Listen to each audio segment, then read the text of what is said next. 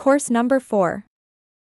अभी कुछ लोगों को लगता है कि काली लिनक्स जो है वो एक न्यू ऑपरेटिंग सिस्टम है जो कि पेनिट्रेशन टेस्टिंग एथिकल हैकिंग के लिए बनाया गया है, लेकिन ऐसी बात नहीं है। काली लिनक्स एक काफ़ी ओल्ड ऑपरेटिंग सिस्टम है, बस पहले किसी और नाम से जाना जाता था, जैसे कि उसका नाम पहले था बैक ट्रैक। ठीक है, लेकिन ये जो बैक ट्रैक ऑपरेटिंग सिस्टम है ये भी लिनक्स पे बेस्ड है।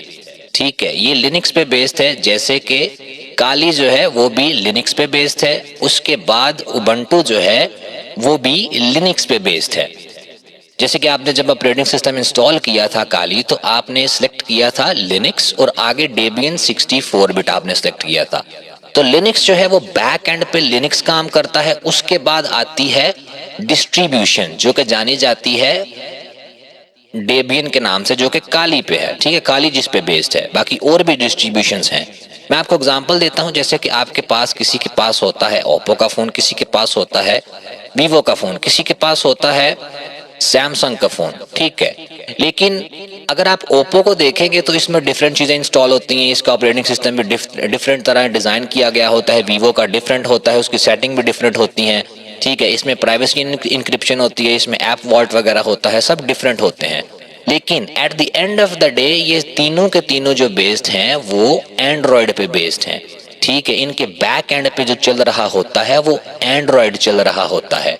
इसी तरह ये जितने भी लिनक्स के ऑपरेटिंग सिस्टम हैं ये सारे के सारे बैक एंड पे लिनक्स के ऊपर चल रहे होते हैं। सिर्फ ये होता है कि काली जो है वो प्री पैक्ड आता है 600 प्लस टूल्स के साथ। ठीक है, इसमें जो उबंटू होता है वो फेयरली सिंपल होता है, लेकिन जो टूल्स आप काली में इंस्टॉल कर सकते हो या हुए होते हैं वो आप उबंटू में भी इंस्टॉल कर सकते हो। इसमें फर्क सिर्फ इतना होता है कि काली में वो पहले से इंस्टॉल्ड हुए होते हैं। इसी तरह एक और भी ऑपरेटिंग सिस्टम है पैरेट ओएस के नाम से जो जाना जाता है। At the end of the day ये सारे के सारे सेम ही है, सिर्फ इनकी मॉडिफिकेशन थोड़ी सी डिफरेंट हुई हुई है, लेकिन बेस्ड ये सिर्फ और सिर्फ लिनक्स पे हैं। मतलब जो टूल्स यहाँ पर चल सकते हैं पैरेट ओएस में, वही टूल्स जो हैं वो काली में भी चल सकते हैं। लेकिन जो टूल्स काली में चल सकते हैं वो एंड्रॉयड में नहीं चलेंगे, क्योंकि ये जो ऑपरेटिंग सिस्टम है ओप्पो का, वीवो का, सैमसंग का, ये एंड्रॉयड पे बेस्ड है, ये लिनक्स पे बेस्ड नहीं है। तो इट डजेंट मैटर आप कौन सा ऑपरेटिंग सिस्टम यूज करते हो पेनिट्रेशन टेस्टिंग के लिए, कौन सा आपको अच्छा लगता है। आप यूज करना चाहें तो पैरेट ओएस पे यूज कर सकते हैं, अगर आप यूज करना चाहें तो सिंपल आप उबंटू भी यूज कर सकते हैं। सिर्फ मसला ये है कि काली में जो टूल्स पहले से इंस्टॉल्ड हुए होते हैं वो आपको उबंटू में इंस्टॉल करने पड़ेंगे। और दूसरी जो चीज आती है हमारे पास वो आती है विंडोज वर्सेस लिनक्स। ठीक है, कुछ लोग जो होते हैं वो विंडोज को प्रेफर करते हैं, कुछ लोग जो होते हैं वो लिनक्स को प्रेफर करते हैं। इट डजंट मैटर कि आप क्या चूज करते हो, इट डिपेंड्स कि आपकी नीड क्या है। फॉर एग्जाम्पल जो है वो लिनक्स जो है ये ओपन सोर्स है, इसे कोई भी मॉडिफाई वगैरह कर सकता है। जो काली लिनक्स ऑपरेटिंग सिस्टम है ये भी किसी ने मॉडिफाइड वर्जन बनाया है लिनक्स का, और आगे जो है इसे डिस्ट्रीब्यूट किया है, आगे इसे प्रेजेंट किया है। अगर विंडोज की बात करें तो ये ओपन सोर्स नहीं है, इसे ओन करता है माइक्रोसॉफ्ट। ठीक है, माइक्रोसॉफ्ट जो कंपनी है वो विंडोज को ओन करती है, और विंडोज एक पेड ऑपरेटिंग सिस्टम है। अभी जो विंडोज 11 आई है वो अभी फ्री जो है वो डिस्ट्रीब्यूट की जा रही है, लेकिन वो उन्हीं को दी जा रही है जो कि विंडोज 10 यूज करते हैं। फ्यूचर में मे बी ये पेड हो जाए, लेकिन अभी के लिए ये जो है वो फ्री ही दी जा रही है। लेकिन अगर हम 10 की बात करें तो वो पेड आती है। ठीक है, उसे इंस्टॉल करने के लिए माइक्रोसॉफ्ट को पे किया जाता है। जो ज्यादातर लोग होते हैं वो पायरेट वगैरह करते हैं, वो ऑनलाइन डाउनलोड करके पायरेसी की वेबसाइट से तो उसे इंस्टॉल करते हैं, लेकिन बैक एंड पे ये पेड ही होती है। लेकिन लिनक्स जो है वो एक फ्री ऑपरेटिंग सिस्टम है और ओपन सोर्स है, इसे कोई भी मॉडिफाई कर सकता है। अगर आप भी इसे मॉडिफाई करना चाहें तो कर सकते हैं, और आप भी काली का कोई अपना वर्जन बना सकते हैं इसके लिए। ठीक है, मतलब कि आप जैसे कि ये हमने इंस्टॉल किया है तो इसमें ये वॉलपेपर था, ये ऐसे डेस्कटॉप पे इसके ये आइकॉन्स थे, इसका ये टास्क बार का लुक था। ठीक है, तो आप अपने हिसाब से इसे मॉडिफाई करके अपना भी ऑपरेटिंग सिस्टम बना सकते हैं। लेकिन मैं अभी एक्सपेक्ट नहीं कर रहा कि आप इन चीज़ों में ज़्यादा जाएं, क्योंकि अभी आपने सीखना है कि ये एक्चुअली में वर्क कैसे करता है। अभी आपका वो टाइम नहीं आया कि आप अपने ऑपरेटिंग सिस्टम बनाएं। अगर तो आप इस लेक्चर पे मौजूद हैं तो मतलब कि अभी आपका टाइम वो नहीं आया कि आप अपने ऑपरेटिंग सिस्टम बनाएं। अभी आपको सिर्फ सीखना चाहिए इस ऑपरेटिंग सिस्टम को कि ये कैसे वर्क करता है। तो चले इसे सीखते हैं कि ये एक्चुअली में वर्क कैसे करता है। ओके, तो फर्स्ट ऑफ ऑल ऊपर ये आपको टास्क बार नजर आ रहा है। इसमें ये जो आपको नजर आ रहा है यहाँ पर प्रोसेसेस वगैरह, जैसे कि अभी ये लाइंस जो है बहुत डाउन है। अगर मैं इसे ओपन करता हूँ तो ये देखें, ये आपको पीक नजर आई होगी। मतलब कि ये प्रोसेसेस आपको नजर आ रहे हैं, यूजेज आपको नजर आ रही है अपने सिस्टम की कि कितना यूज हो रहा है। अगर मैं इस पे क्लिक करता हूं तो मेरे पास सारे प्रोसेसेस वगैरह आ जाएंगे कि कौन कौन सा टूल बैकएंड पे ओपन है, कौन कौन सी सर्विस चल रही है। जैसे कि हमने ये टास्क मैनेजर ओपन किया है, मतलब कि जितने भी टास्क वगैरह चल रहे हैं उनको ये मैनेज करता है, इसका नाम है टास्क मैनेजर।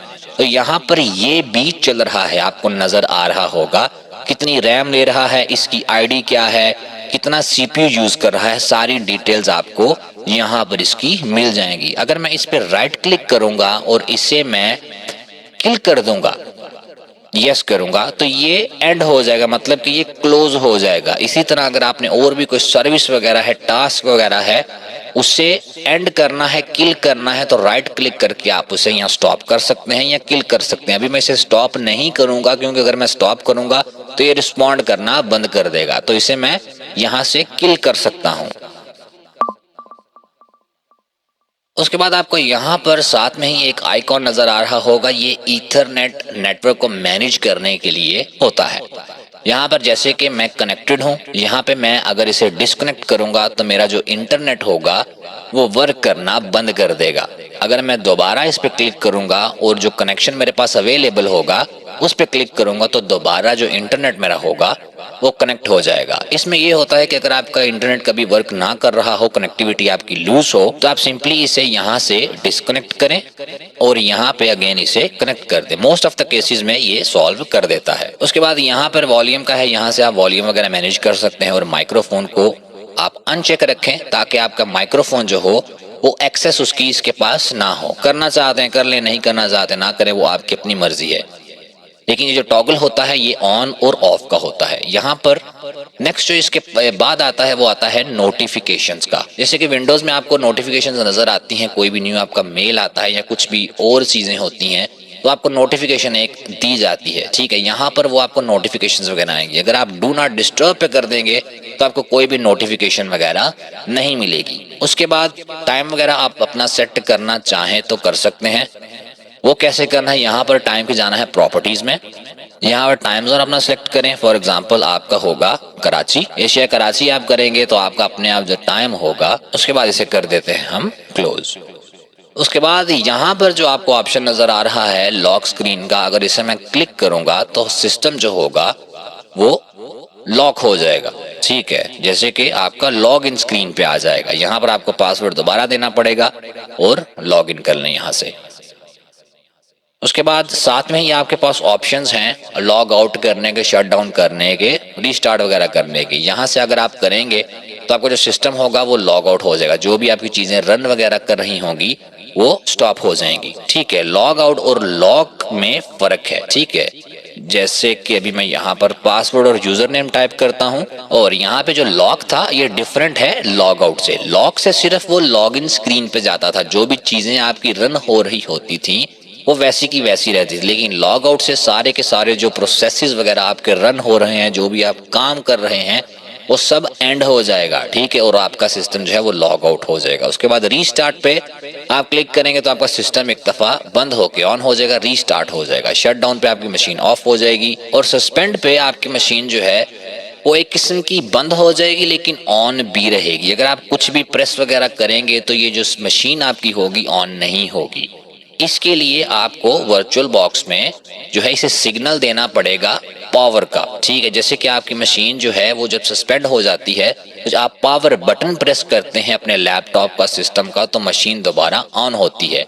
लेकिन इसमें हमारे पास बटन नहीं, अगर मैं बटन प्रेस करूंगा तो मैं जिसमें वर्चुअल बॉक्स चला रहा हूं विंडोज, मेरा विंडोज ऑपरेटिंग सिस्टम जिसमें चल रहा है वो बंद हो जाएगा। इसलिए इसे मैं शट डाउन का सिग्नल भेजूंगा, इसे लगेगा कि बटन प्रेस हुआ है। ओके प्रेस करूंगा तो ये अपनी नॉर्मल फॉर्म में जो है वो आ जाएगी अभी मशीन। इसे मैं कंट्रोल F प्रेस करके फुल स्क्रीन कर लेता हूँ, ठीक है। यहाँ पर मैं इसका नेम लिखता हूँ, यूजर नेम, और यहाँ पे इसका मैं पासवर्ड लिखता हूँ और दोबारा इसमें मैं लॉग इन हो जाता हूँ। उसके बाद कुछ और ऑप्शंस है, मे बी आपको वो इंटरेस्टिंग लगे। यहाँ पर एक तो स्विच यूजर का ऑप्शन है, ठीक है। फॉर एग्जाम्पल जैसे कि आप स्क्रीन पर जाते हैं इस लॉक स्क्रीन पे और यहाँ पर आपको नजर आता है यूजर नेम जो आप टाइप करते हैं वो है काली, ठीक है। तो ये आपका यूजर है, आप एज अ यूजर काली आप इसमें लॉग इन कर रहे हैं और पासवर्ड इसमें आप अपना टाइप करके लॉग इन कर लें। अगर आपके सिस्टम में और यूजर्स हैं तो आप इस ऑप्शन की मदद से यूजर्स को स्विच कर सकते हैं। यूजर्स कैसे क्रिएट किए जाते हैं वो भी हम आगे देखेंगे। फर्दर मोर इसके बाद हाइबरनेट का जो ऑप्शन आता है ये बहुत ज़्यादा इंटरेस्टिंग है, ठीक है। ये आप विंडोज़ में भी कर सकते हैं, किसी भी ऑपरेटिंग सिस्टम में कर सकते हैं। फॉर एग्जांपल ये है कि अगर आप कोई चीज़ें ओपन करते हैं, ठीक है, ये मैंने एक चीज़ ओपन की है, यहाँ पर मैं एक ब्राउज़र भी ओपन कर लेता हूँ, ठीक है। तो ये दोनों मेरे ओपन हो जाएंगे।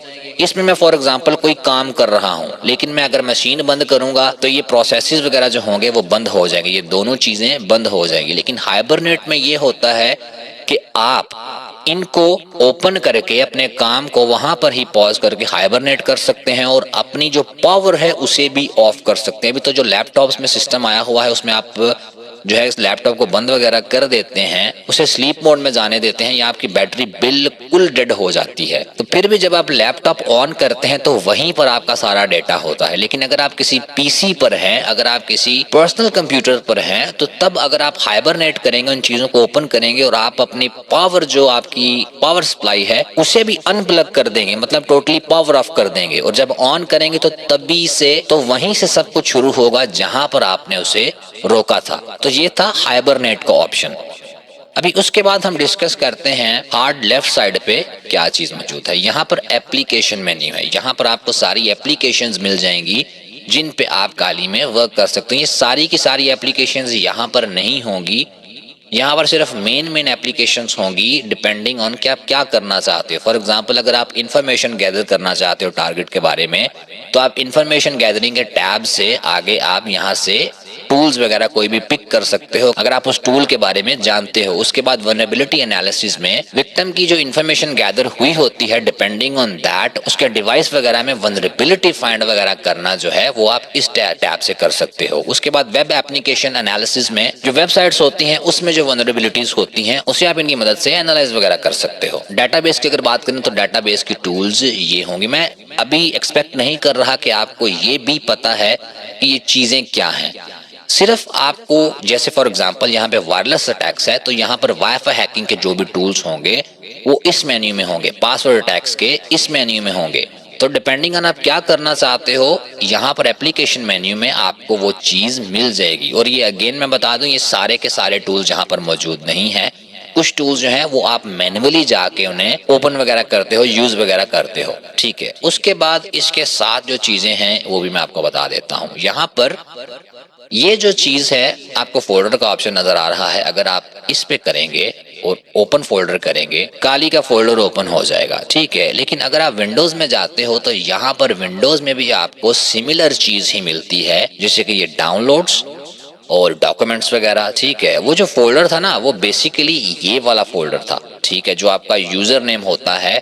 इसमें तो ज्यादा चीजें हैं लेकिन आपको पॉइंट तो पता लग ही गया है कि वो किस चीज का फोल्डर था। तो विंडोज में इस तरह होता है और लिनक्स में इस तरह होता है। लिनक्स और विंडोज ज्यादा कुछ डिफरेंट नहीं है यूज करने के लिहाज से, बैक एंड पे बहुत ज्यादा डिफरेंट है, लेकिन यूज करने के लिहाज से जो स्टूडेंट्स को मसले वगैरह आते हैं कि लिनक्स जो है वो बहुत मुश्किल है, विंडोज जो है वो बहुत आसान है, तो इस तरह की बात नहीं, बस आप विंडोज के यूज टू हो चुके हैं, ठीक है। बाकी मेनली जो लिनक्स है वो इतना मुश्किल नहीं, विंडोज की तरह ही है। जैसे कि आपने ये काली का ओपन किया है, यहाँ पर आपको डॉक्यूमेंट्स डाउनलोड वगैरह मिल जाते हैं। अगर आप फाइल सिस्टम में जाते हैं तो यहाँ पर आपको सिस्टम की फाइल्स वगैरह मिल जाती हैं जो कि आपको विंडोज में सी की डायरेक्टरी में मिलती हैं। उसके बाद ये जो आपको इसके फोल्डर के साथ नजर आ रहा है, ये अगर आप इस पे क्लिक करेंगे तो सारी की सारी चीजें आपकी मिनिमाइज होकर आप डेस्कटॉप पे आ जाएंगे। अगर आप इसे दोबारा क्लिक करेंगे तो सारी की सारी चीजें आपकी मैक्सिमाइज हो जाएंगी और ओपन हो जाएंगी। उसके बाद यहाँ पर एक और चीज है, ये टेक्स्ट एडिटर है। सिंपली यहाँ पर इसे आप ओपन करके कुछ भी अपने नोट्स वगैरह टाइप करना चाहते हैं तो कर सकते हैं। उसके बाद ये ब्राउजर है। आप मे बी क्रोम के यूजर हों, आप मे बी माइक्रोसॉफ्ट एज के यूजर हों, ठीक है, लेकिन जो लिनक्स में प्रोवाइड किया जाता है वो मेनली फायरफॉक्स ही प्रोवाइड किया जाता है। अगर आप इसमें कुछ और इंस्टॉल करना चाहते हैं वो आपकी अपनी मर्जी है। ये ओपन है, इसमें आप कुछ भी इंस्टॉल कर सकते हो। क्रोम इंस्टॉल करना चाहते हो, कोई और ब्राउजर इंस्टॉल करना चाहते हो, आप कर सकते हो, लेकिन जो फायरफॉक्स है वो भी एक अच्छा ब्राउजर है। उसके बाद यहाँ पर आपको जो मिलता है वो है टर्मिनल। मेनली आपका इसी पर ही काम होगा।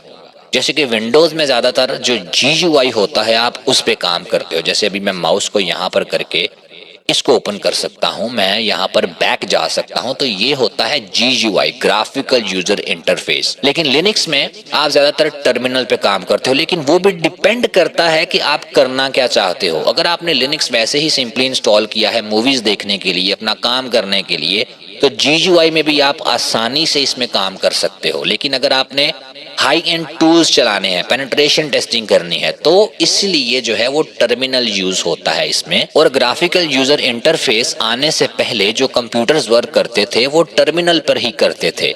पहले सब कुछ जो वर्क करता था वो टाइप करके एंटर करके ही चीजें रन की जाती थी, क्योंकि GUI कंप्यूटर्स के बहुत बाद आया है ग्राफिकल यूजर इंटरफेस जो है। और ग्राफिकल यूजर इंटरफेस की वजह से ही कंप्यूटर की इतनी डिमांड बढ़ी है, क्योंकि ग्राफिकल यूजर इंटरफेस जो है वो बहुत ज्यादा इजी होता है कंपेयर टू टर्मिनल। उसके बाद यहाँ पर आपको जो ऑप्शन नजर आ रहे हैं 1 2 3 4, ये वर्क स्पेसिस हैं, ठीक है। फॉर एग्जाम्पल ये जो मेरा वर्क स्पेस है इसमें ये 3 चीजें ओपन है। इसमें ये फाइल सिस्टम ओपन है, इसमें ये टर्मिनल ओपन है और फायरफॉक्स ओपन है। अगर मैं 2 पे क्लिक करता हूं तो मैं इसमें ब्रांड न्यू अपना जो है वो वर्क स्पेस चला सकता हूं। इसमें मैं फॉर एग्जाम्पल अगर आप मल्टीपल प्रोजेक्ट्स पे काम कर रहे हैं तो एक पे वर्क स्पेस में आप एक पे काम कर सकते हो और दूसरे पे आप दूसरे में काम कर सकते हो, ताकि चीजें जो है वो मिक्सअप ना हो आपकी। तो इसे मैं करता हूँ क्लोज। और अभी आते हैं डेस्कटॉप पे। वेट अ सेकंड, मैं जो पहला वर्क स्पेस है उसमें भी जो चीजें रन हो रही हैं उन्हें भी अभी के लिए क्लोज कर देता हूं।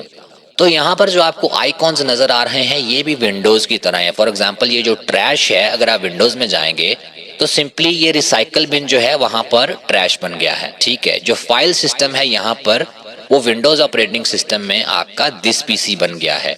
और यहाँ पर जो लास्ट आपको होम मिल रहा है लिनक्स में वो आपका विंडोज में आपका यूजर नेम जो है वो बन गया है। मेरा उर्दू कोर्सेज के नाम से है, आपका किसी और नाम से होगा जिस नाम से भी आपने अकाउंट अपना क्रिएट किया है।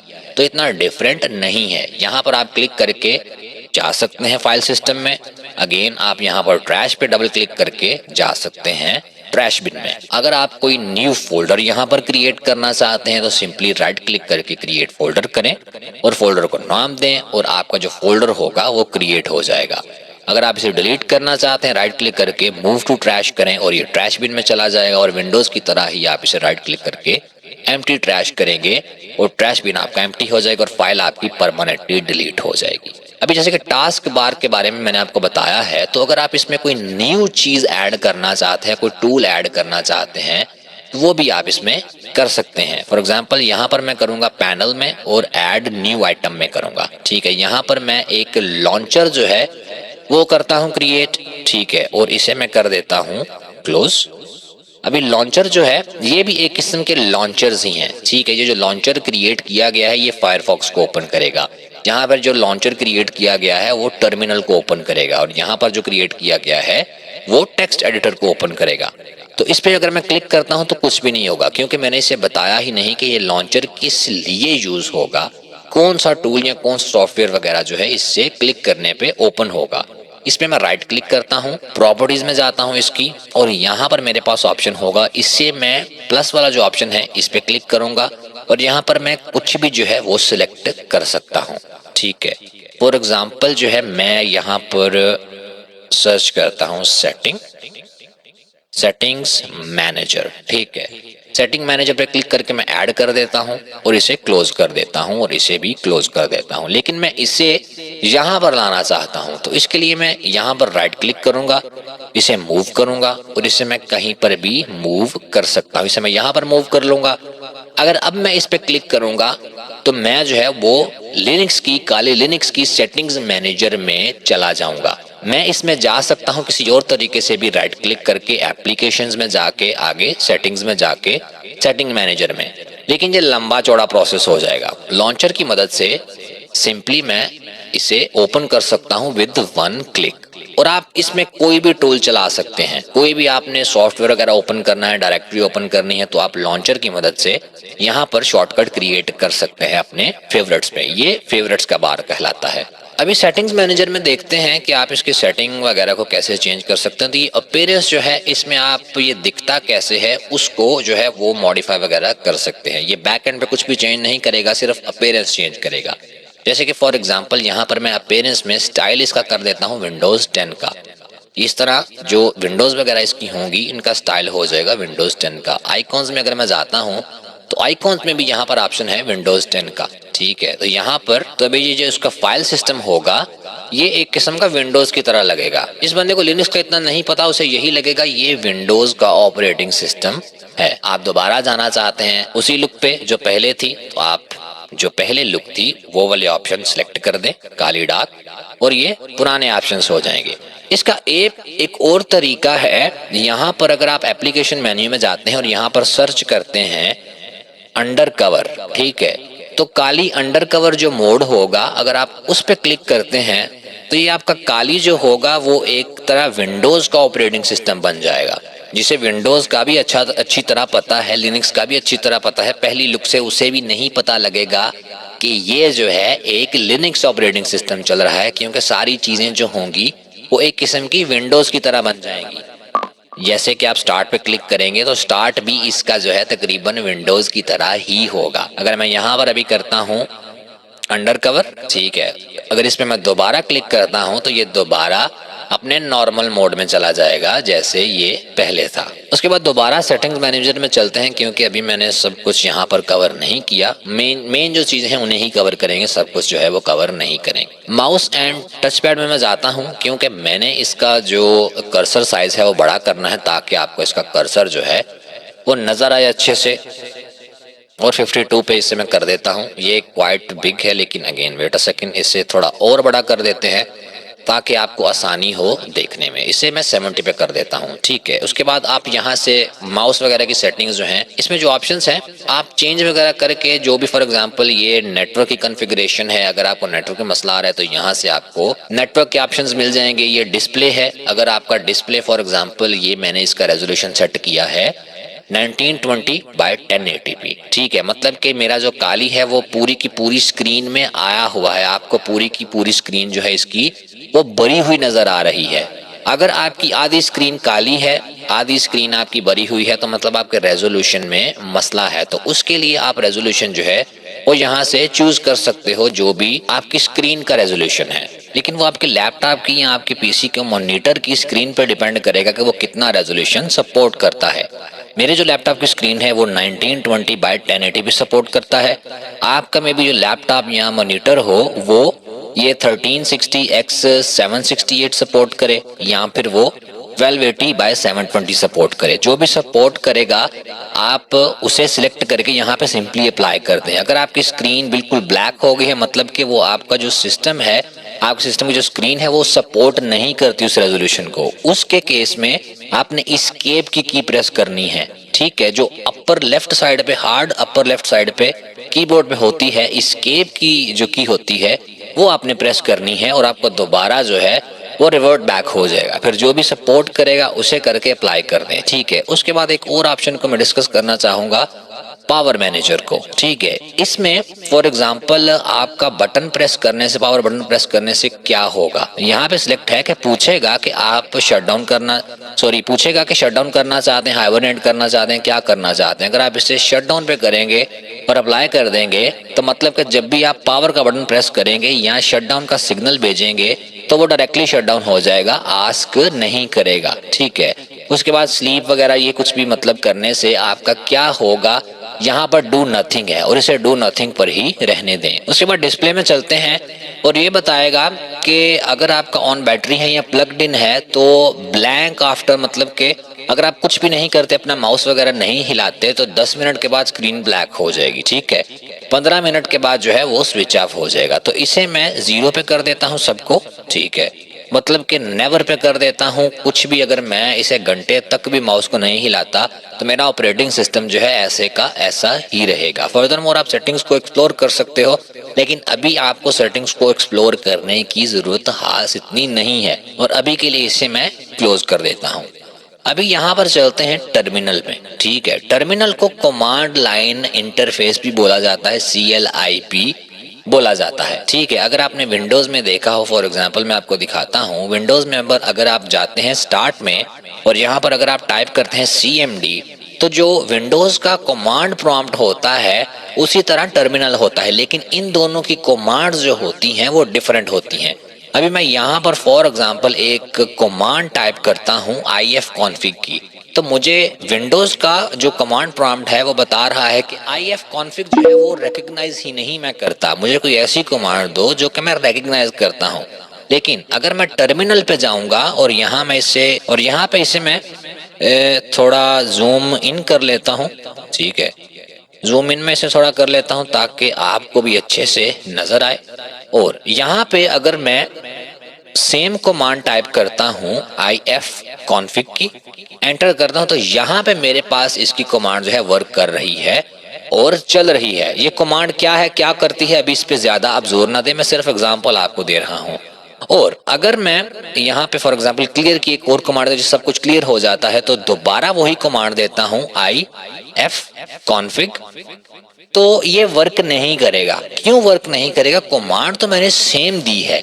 तो इसमें डिफरेंस क्या है?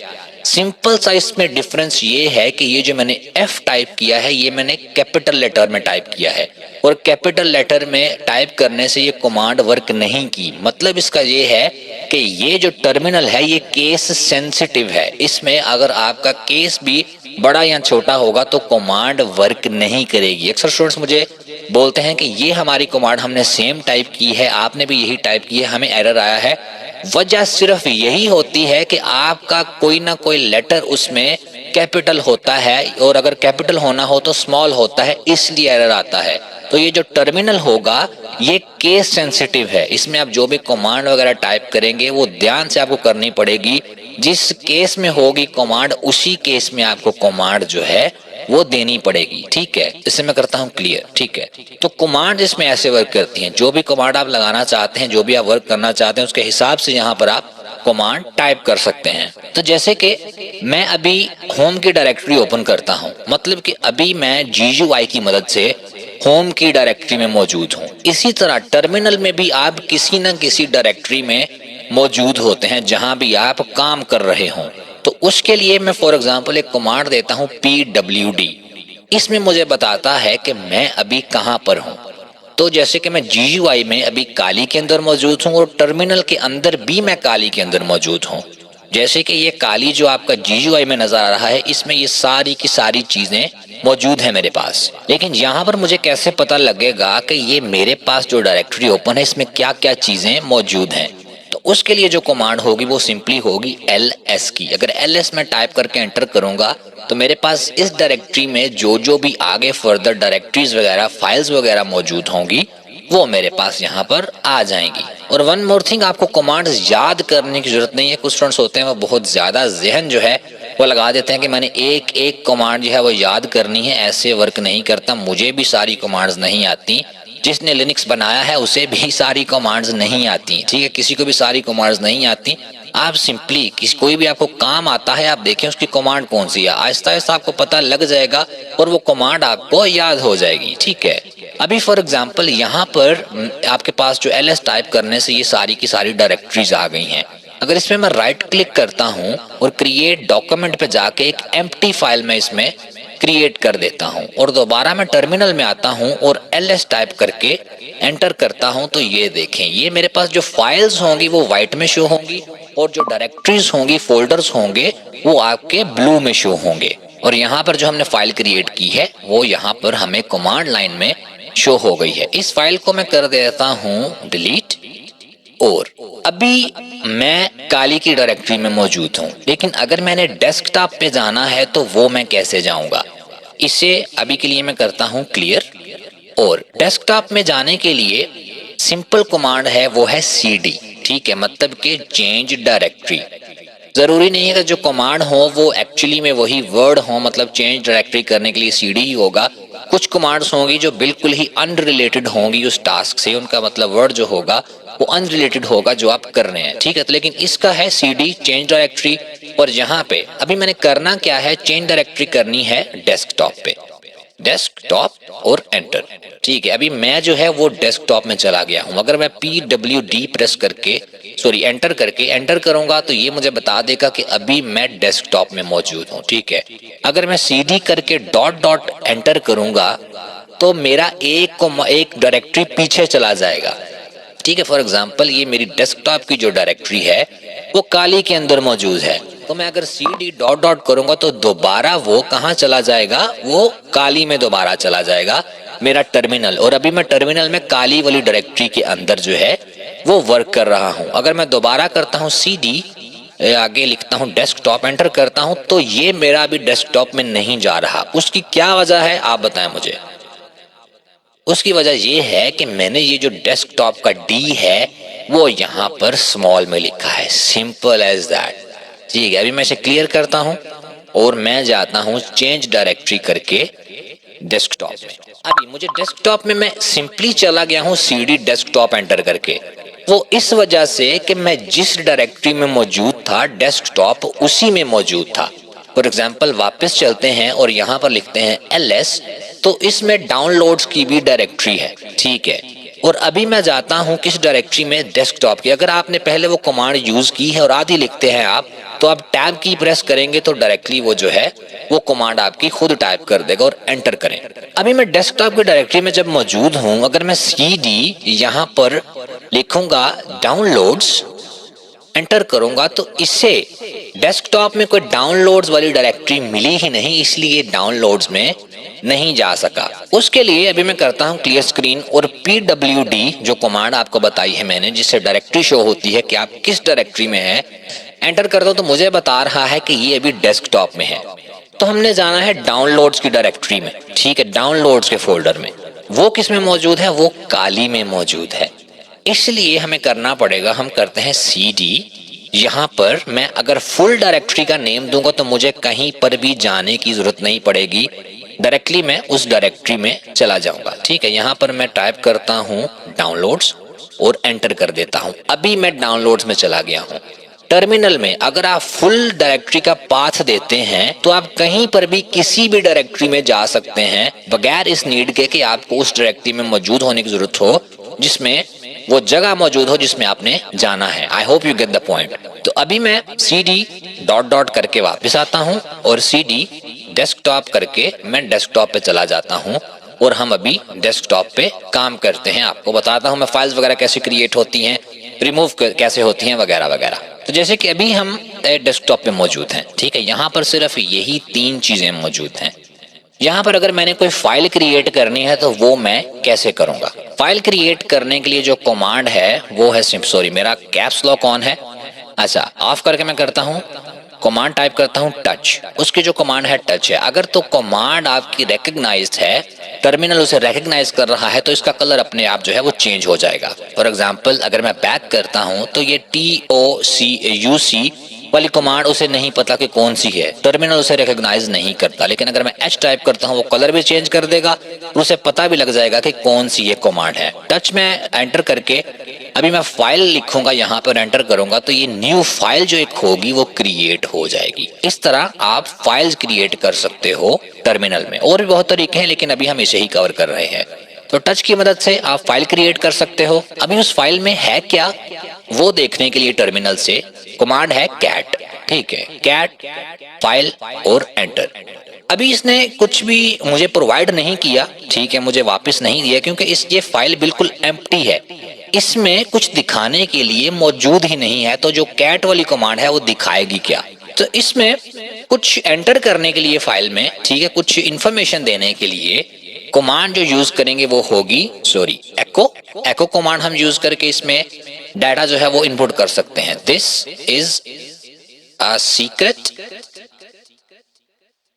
मैसेज, ये मैं टाइप करूंगा। उसके बाद मैं अभी यहां पर मैं साइन दूंगा लेस देन का, और यहाँ पे कहां पे ये इंफॉर्मेशन पुट करनी है उस फाइल का नाम दूंगा और एंटर कर दूंगा।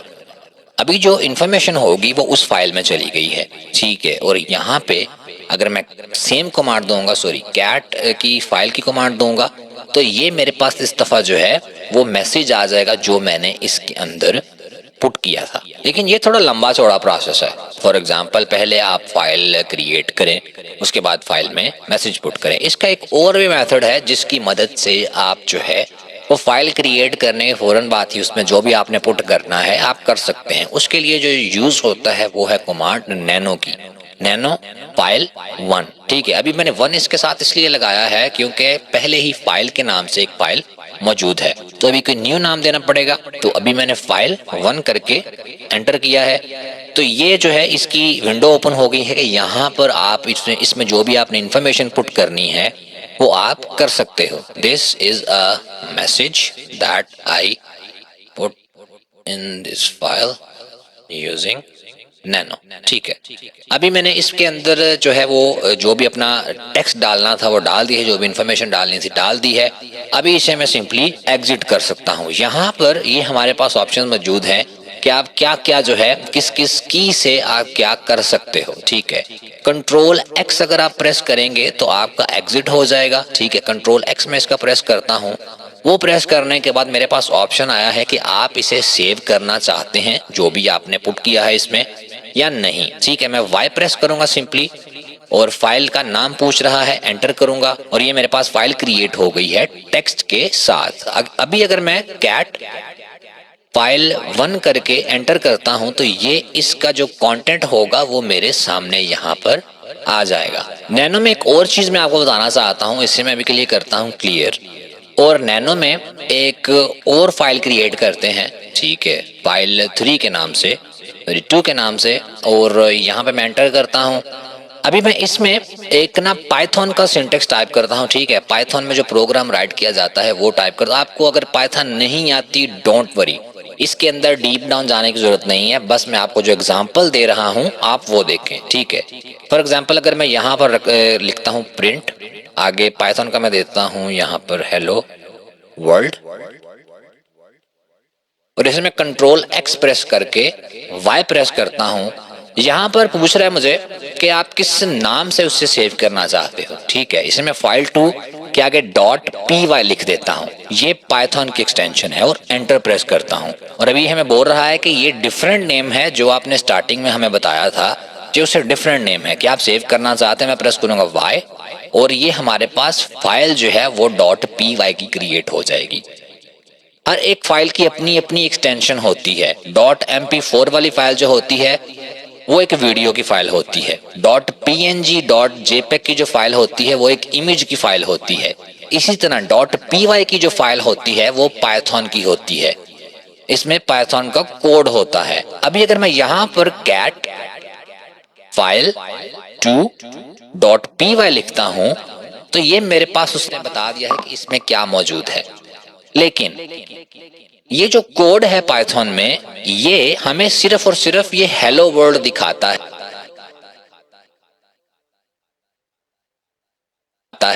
ये पाइथन का सिंटेक्स है कि आपने प्रिंट करना है स्क्रीन पे हेलो वर्ल्ड। लेकिन कैट में हमें पूरे का पूरा दिखाएगा कि इसमें कौन सा कंटेंट मौजूद है।